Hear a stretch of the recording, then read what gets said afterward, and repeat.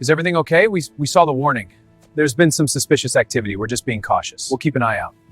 The letter was taped to my front door like a warning from a crime scene. Not emailed, not mailed, taped, bold, public, impossible to ignore. According to my HOA, my service dog was now considered a community nuisance.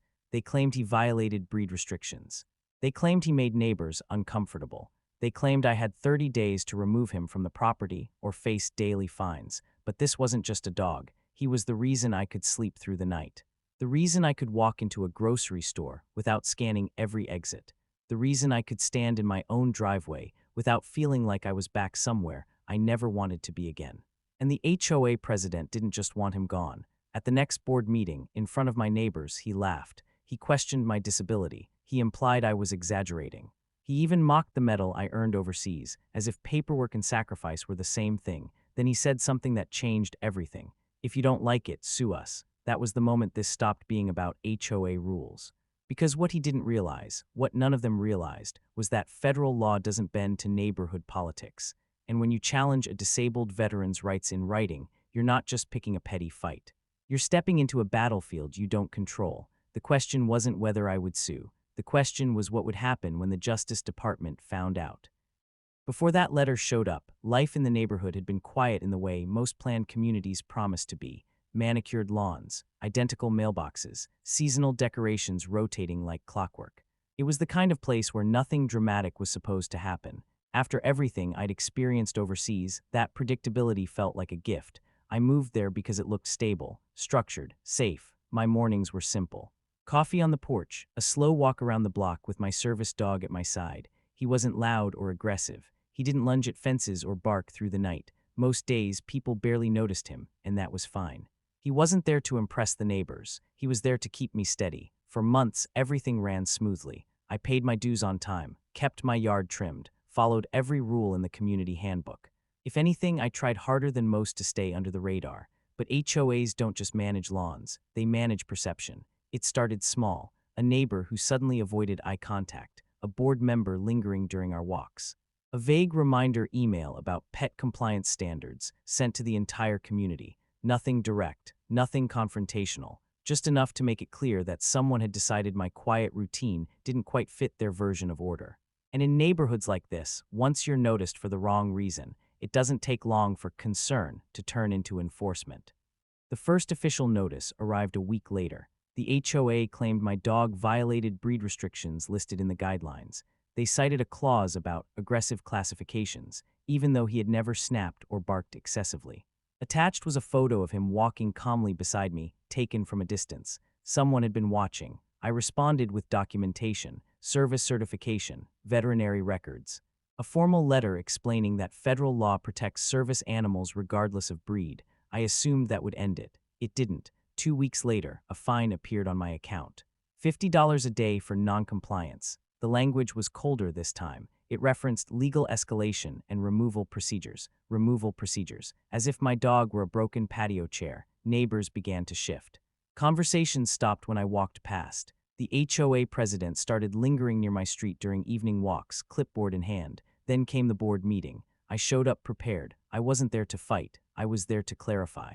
But clarification wasn't what they wanted. The president questioned whether my condition truly required a service dog. He suggested the neighborhood had aesthetic standards. He implied exceptions create chaos.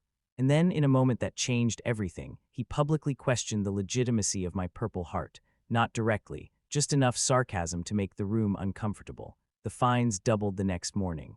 An email warned that legal fees from enforcement would be shared by homeowners. A certified letter followed, 30 days to permanently remove my service animal or face a lien on my home. A lien. That's when I realized this wasn't about pet rules. It was about seeing how far they could push before I broke. What they didn't understand was that I had already faced environments designed to break people. And this time, I wasn't walking into another board meeting. I was preparing for something much bigger. The certified lien threat was the turning point. Instead of responding to the board again, I filed a formal complaint with federal housing authorities. I attached every notice, every fine, every recorded meeting minute. Every email suggesting my disability was subjective.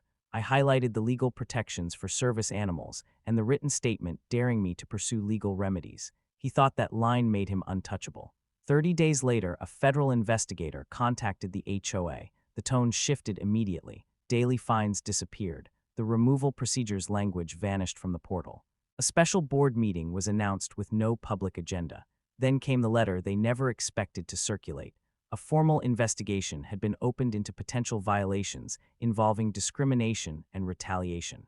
Internal communications were requested. Enforcement histories were reviewed. Patterns were examined. At the next board meeting, the room was packed. The HOA president looked different, less certain. He read from a prepared statement about administrative misunderstandings and commitment to inclusivity. No laughter, no sarcasm, just controlled damage. Weeks later, the findings became official. The HOA had engaged in unlawful discrimination and retaliatory enforcement. A federal settlement required mandatory training, policy revisions, removal of all fines, compensation for damages, and oversight monitoring. And the president was required to step down. The same man who told me to sue was resigning under federal pressure. The same board that tried to place a lien on my home was rewriting its bylaws under supervision. What started as a warning taped to my door had turned into a reckoning. When the settlement became official, the neighborhood felt cautious. The HOA sent a carefully worded email announcing policy updates and leadership changes. There was no admission of wrongdoing, just neutral language. But everyone knew my fines were permanently removed. The lien threat disappeared. A written acknowledgement confirmed my right to keep my service dog without interference, along with compensation for the damage caused. For the first time in months, I walked without feeling watched. Then the quiet conversations began. A neighbor admitted she had been fined over a wheelchair ramp that didn't match aesthetics. Another family received violations for visible medical equipment. An elderly homeowner had paid thousands over landscaping citations he never understood. The investigation had forced transparency. Patterns emerged: selective enforcement, targeted pressure. Rules applied strictly to some and loosely to others. What looked isolated was systemic. Mandatory training became required. Enforcement had to be documented consistently. Oversight remained in place. Insurance premiums increased. And voter turnout in the next HOA election tripled. New board members were elected, ordinary homeowners who understood that rules should protect communities, not intimidate them. Life returned to something close to normal. Morning walks stayed steady. My dog remained what he had always been, a quiet presence, not a symbol of conflict. I didn't set out to make an example of anyone. I just wanted to live in my home without being told my disability was negotiable. HOAs rely on the assumption that homeowners won't push back. The letters look official. The fines escalate. The language feels intimidating. But authority has limits. Legal protections don't disappear at the entrance of a gated community. And when enforcement crosses into discrimination, it becomes something much more serious. The most powerful moment wasn't the settlement. It was the shift in posture. The same board that dismissed me had to explain themselves under scrutiny. The same leadership that mocked my service dog had to attend mandatory training. The same association that threatened my home had to reverse course. Power looks very different when it's accountable. This wasn't just about one dog. It was about reminding an entire community that rules should never override rights. They expected compliance. They expected silence. Instead, they triggered oversight that reshaped the entire association. So the next time a letter shows up taped to someone's door, ask yourself, who's actually protected by the rules and who's willing to make sure they are? Hey everyone! Hi there, beautiful day. It is! We're off for a walk. Have fun!